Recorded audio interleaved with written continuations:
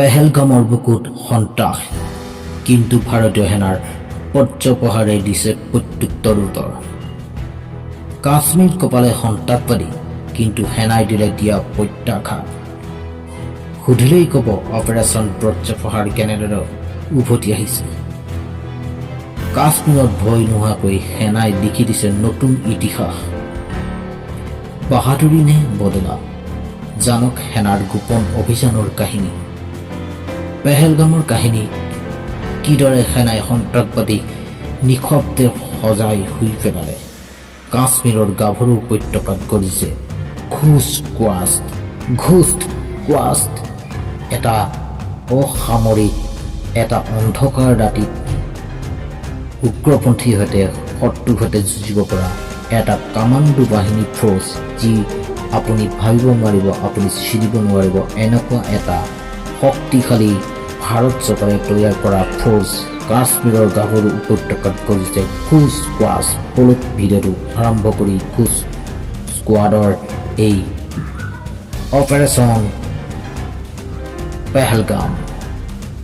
প্ৰিয় দৰ্শক, আমাৰ চেনেলত যদি আপুনি পোনপ্ৰথমবাৰ আহিছে, চেনেলটো ছাবস্ক্ৰাইব কৰিব আৰু লাইক কৰিব আৰু প্ৰেছ কৰিব বেল আইকনটো। কাশ্মীৰ সুন্দৰতাৰ এক নাম, শান্তিৰ এক ছবি, কিন্তু 22 এপ্ৰিল 2025 সেই ছবিখনত ৰঙেৰে নহয়, ৰঙা হৈছে ৰক্তেৰে। সন্ত্ৰাসবাদীসকলে পেহেলগামৰ বৈশাৰণ উপত্যকাত চলালে কালপুৰুষসুলভ আক্ৰমণ। নিহত নিৰীহ পৰ্যটক, আহত মহিলা আৰু শিশুবোৰ। কিন্তু ভাৰতীয় সেনাই মাত্ৰ ক'ত জখম হৈছিল তাৰ ওপৰত লেহেমফট মাৰিলে নাই। তেওঁলোকে আৰম্ভ কৰিলে অপাৰেশ্যন পৰ্যপ্ৰহাৰ, এটা অপাৰেশ্যন যাৰ প্ৰতিটো গুলীত আছিল উত্তৰ। প্ৰত্যুত্তৰ কেৱল বন্দুকেৰে নহয়, সাহসেৰে। এই ভিডিঅ'ত আমি লৈ আহিছোঁ সেই গোপন অভিযানৰ কাহিনী, যি বতৰাই পেলালে সন্ত্ৰাসৰ আঁচনি। ভিডিঅ'টো প্ৰথম পৰা শেষলৈকে চাওক, কিয়নো এইটো কেৱল কাহিনী নহয়, এইটো ভাৰতৰ গৰিমাৰ এক অধ্যায়।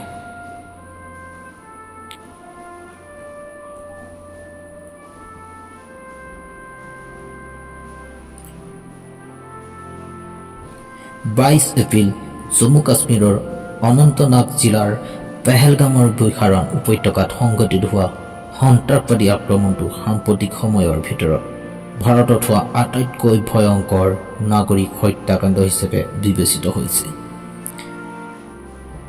বিয়লি 2:50 প্ৰায় 7জন সন্ত্ৰাসবাদীয়ে, যিসকলৰ ভিতৰত 4জন পাকিস্তানৰ নাগৰিক বুলি সন্দেহ কৰা হৈছে, সৈন্য সদৃশ পোছাক পৰিধান কৰি M14 কাৰ্বাইন আৰু AK-47 ৰাইফল লৈ বৈশাৰণ উপত্যকাত উপস্থিত হয়। এই স্থানটো মিনি ছুইজাৰলেণ্ড নামেৰে পৰিচিত, যি পৰ্যটকৰ বাবে জনপ্ৰিয় স্থান। সন্ত্ৰাসবাদীসকলে পৰ্যটকৰ ওপৰত গুলীচালনা কৰে, যাৰ ফলত 28জন নিহত আৰু 22জনতকৈ অধিক লোক আহত হয়। নিহতসকলৰ ভিতৰত 25জন ভাৰতীয়, 2জন স্থানীয় আৰু 1জন বিদেশী নাগৰিকো আছে। আহতসকলক তৎকালীনভাৱে চিকিৎসালয়লৈ প্ৰেৰণ কৰা হয়।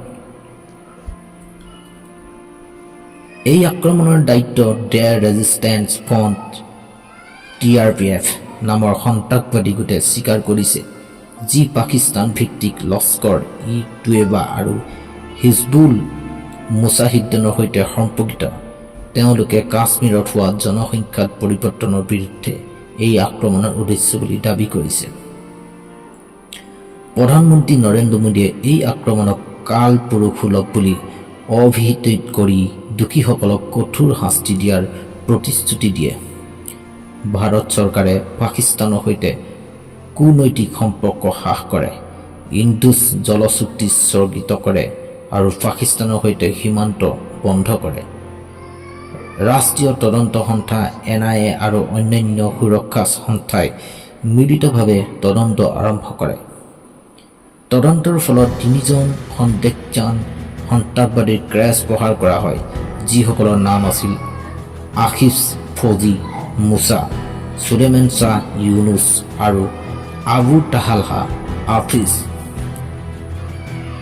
আক্ৰমণৰ সময়ত স্থানীয় পুলিচালক সংঘৰ সদস্যসকলে আহত পৰ্যটকসকলক উদ্ধাৰ কৰি নিকটমে চিকিৎসালয়লৈ প্ৰেৰণ কৰে। বিশেষকৈ স্থানীয় কাশ্মীৰী চিয়া মুছলিম ছৈয়দ আদিল হুছেইন শ্বাহে সন্ত্ৰাসবাদীৰ সৈতে সংগ্ৰাম কৰি পৰ্যটকসকলক ৰক্ষা কৰিবলৈ চেষ্টা কৰে, যাৰ ফলত তেওঁ নিহত হয়। এই আক্ৰমণৰ তীব্ৰ নিন্দা আন্তঃৰাষ্ট্ৰীয় নেতাসকলেও কৰে।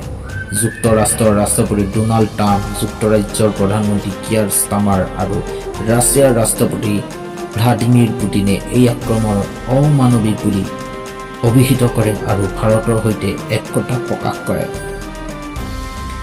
এই আক্ৰমণৰ ফলত পেহেলগাম আৰু আশে-পাশৰ অঞ্চলসমূহত পৰ্যটন শিল্পত ব্যাপক প্ৰভাৱ পৰে। পৰ্যটকসকলৰ প্ৰস্থান, বিদ্যালয় বন্ধ আৰু স্থানীয় ব্যৱসায়ত ক্ষতি হয়। এই ঘটনাই কাশ্মীৰৰ স্থিতিশীলতা আৰু শান্তিৰ প্ৰচেষ্টাত এক গভীৰ প্ৰশ্ন উত্থাপন কৰিছে। চৰকাৰে দোষীসকলক বিচাৰৰ আওতালৈ আনিবলৈ সৰ্বাত্মক প্ৰচেষ্টা অব্যাহত ৰাখিছে। কাশ্মীৰৰ পেহেলগামত হোৱা নৃশংস সন্ত্ৰাসবাদী আক্ৰমণৰ পাছত ভাৰতীয় সেনাই শক্তিশালী আৰু লক্ষ্যভেদী প্ৰতিশোধ আৰম্ভ কৰিছে। এক অপাৰেশ্যন যি কেৱল বদল লোৱাৰ নহয়, কাশ্মীৰ শান্তি আৰু স্থিতিশীলতা পুনৰুদ্ধাৰ অভিযান। এই আক্ৰমণৰ পিছত ভাৰতীয় সেনাই নামিছে অপাৰেশ্যন বজ্ৰপ্ৰহাৰ, এক পচন্দৰ আৰু অভিযানকেন্দ্ৰিক প্ৰতি আক্ৰমণ, যাৰ মূল লক্ষ্য হৈছে সন্ত্ৰাসবাদী আস্তানা চিহ্নিত কৰি সঁচাকৈ উৰুৱাই দিয়া।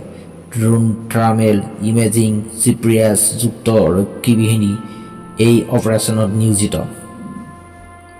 এইবাৰ সেনাই পঠাইছে ঘোষ স্কোৱাড, এটা উচ্চ প্ৰশিক্ষিত বিশেষ বাহিনী, যিসকলে ৰাতিৰ অন্ধকাৰৰ সন্ত্ৰাসবাদীৰ ঘাঁহি ভেদ কৰি তেওঁলোকক নিৰ্বিচাৰে ধ্বংস কৰিছে।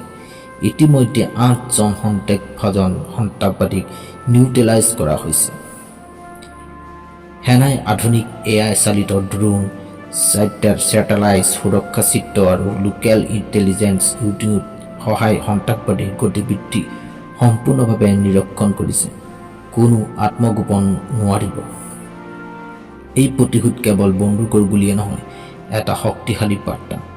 সেনাৰ প্ৰতিটো প্ৰহৰত আছে দেশৰ প্ৰতিটো নাগৰিকৰ হিয়াৰ জৰা। পেহেলগামৰ উপত্যকাৰ আজি বন্দুকৰ শব্দ নাই, আছে হিমালয়ৰ বুকুত গৰ্জন কৰা এক নতুন ধ্বনি। যুদ্ধ শেষ নহয়, এইটো আৰম্ভণি। ইয়াক চাবলৈ পাম যেন লাগিছে যেন এক চলচ্চিত্ৰ, কিন্তু এইটো বাস্তৱ।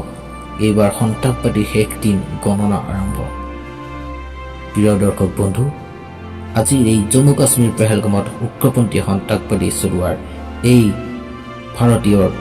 ভাৰতৰ ইতিহাসত লিখি থৈ যোৱা এটা কাহিনী আপোনালোকৰ মাজলৈ শ্বেয়াৰ কৰিলোঁ। ইয়াত যদি কিবা অসুবিধা বা ভুল ভ্ৰান্তি হ'ব পাৰে আপোনালোকে নিশ্চয় শুধৰাই পঢ়িব বুলি আশা থাকিল। আগন্তুক এনেকুৱা মটিভেশ্যন ভিডিঅ' আপোনালোকে পাই থাকিবলৈ আমাৰ চেনেলটো ছাবস্ক্ৰাইব কৰিবলৈ নাপাহৰিব। আকৌ পুনৰ লগ পোৱাৰ আশা থাকিল।